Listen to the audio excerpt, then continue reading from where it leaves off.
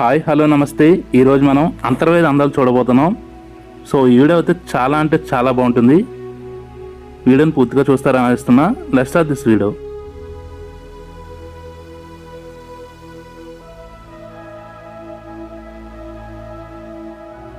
ఇక్కడ ఉన్న ప్రకృతి అందాలని అలా చూస్తుండిపోవచ్చండి, అంత బాగుంటాయి.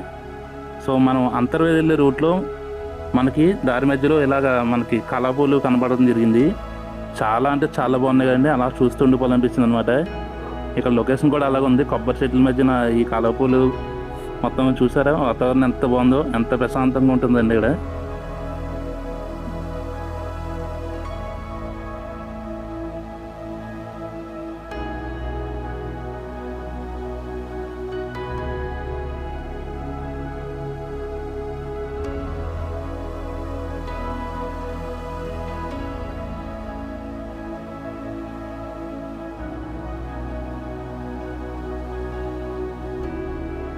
రోడ్డు ఇరువైలా రైలు చెరువులు, చేప చెరువులు చాలా ఉన్నాయండి.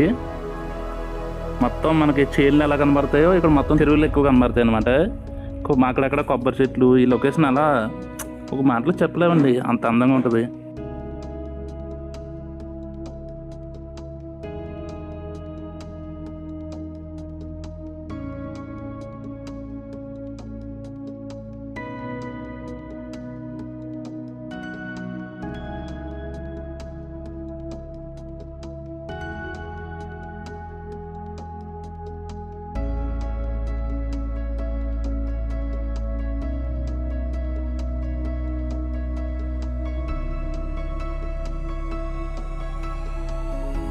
ముందుగా మనం అంతర్వేది అందాలు చూడాలనుకుంటే మొట్టమొదటిగా మనం చూడవలసింది శ్రీ లక్ష్మీనరసింహ స్వామివారి ఆలయం అండి.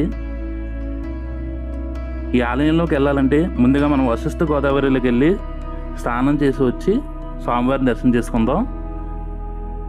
సో ఇక్కడ కనిపిస్తుంది కదండి, మనకి ఒకటి కొత్త రథం సంబంధించిందండి, ఇంకోటి పాత రథం అన్నమాట.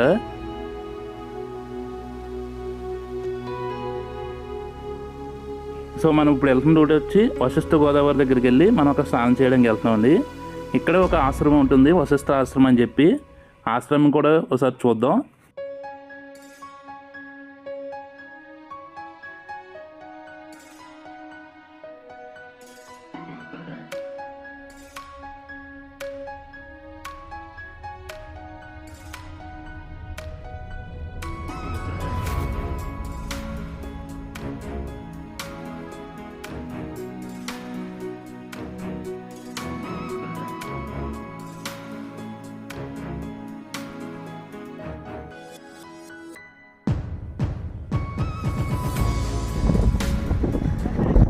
హాయ్ హలో నమస్తే అండి. ఈరోజు మనం అంతర్వేది లక్ష్మీనరసింహ స్వామి వారి దేవస్థానంలో వచ్చామండి. ఇక్కడ మనం చూసుకుంటే ఇప్పుడు మనం గోదావరి దగ్గరికి వచ్చామండి. ఇక్కడ స్నానం చేసి స్వామివారిని దర్శనం చేసుకుందాం. సో అలాగే ఇక్కడ అంతర్వేదిలో సముద్రం కూడా ఉంది, సో వాటిని కూడా చూద్దాం. ఇప్పుడు మనం వశిష్ఠ మహర్షి గారి ఆశ్రమంగా వచ్చామండి. లోన అమ్మవారి ఆలయం కూడా ఉంటుంది, అది కూడా దర్శనం చేసుకుందాం. సో ఆలయం అయితే చాలా అంటే చాలా బాగుందండి. చుట్టూరు కొలం మధ్యలో ఆలయం అయితే మధ్యలో ఉంటుంది. చూసారా, ఇదంతా ఆలయం అండి, చుట్టూరు కోరేరే ఉంటుంది అనమాట. లోన అమ్మవారి ఆలయం కూడా ఉంటుందండి, అమ్మవారిని కూడా దర్శనం చేసుకోవడం జరిగింది. ఇక్కడ ధ్యానం చేసుకునే భూమి అని కూడా రాశారు. సో ఇప్పుడు మీరు చూసిన చెట్టు వచ్చండి శ్రీగంధం చెట్టు అండి. ఇది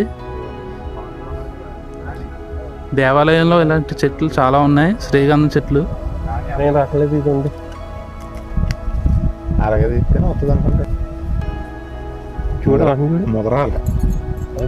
శ్రీగంధం చెట్టు అంటే ఇది మనకి చాలా రేర్గా కనబడతాయండి ఈ చెట్లు.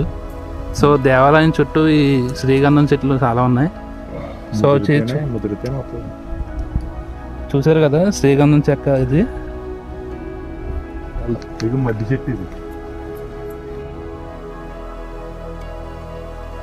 దేవాలయం వశిష్ఠ దేవాలయం నిర్మించారండి. సో ఇంకా కన్స్ట్రక్షన్ జరుగుతుందండి చుట్టూరుని.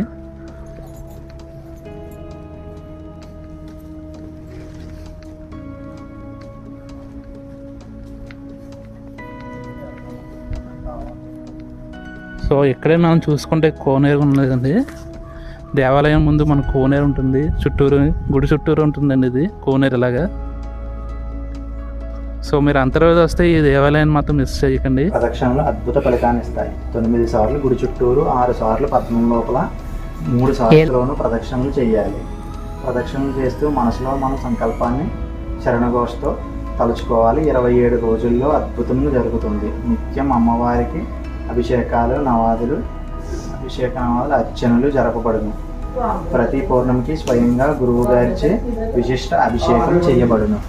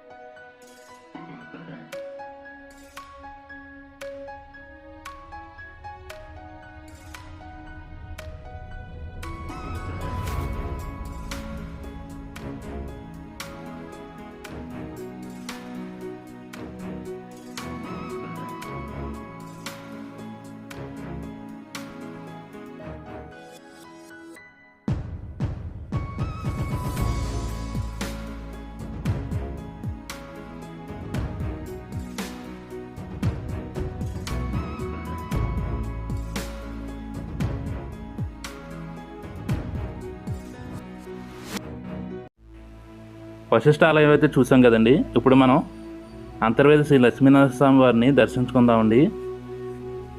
లోన ఆలయం అయితే ఎలా ఉంటుందో కూడా చూద్దాం.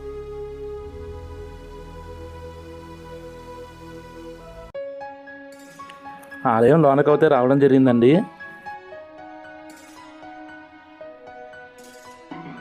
ఆలయం అయితే చాలా బాగుంది కదండి.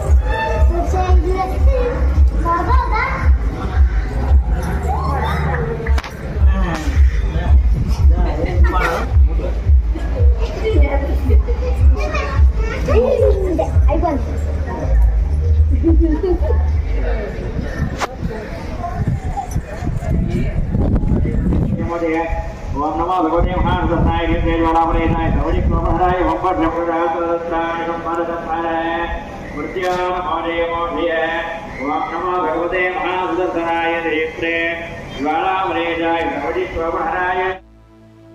ఈ ఆలయంలో ప్రతిరోజు అన్నదానం చేస్తారండి. ఆలయం అందాలు చూసాం కదండి. ఇప్పుడు మనం సముద్రం దగ్గరికి వెళ్ళి అక్కడ సముద్రాన్ని అందాలు కూడా చూద్దాం.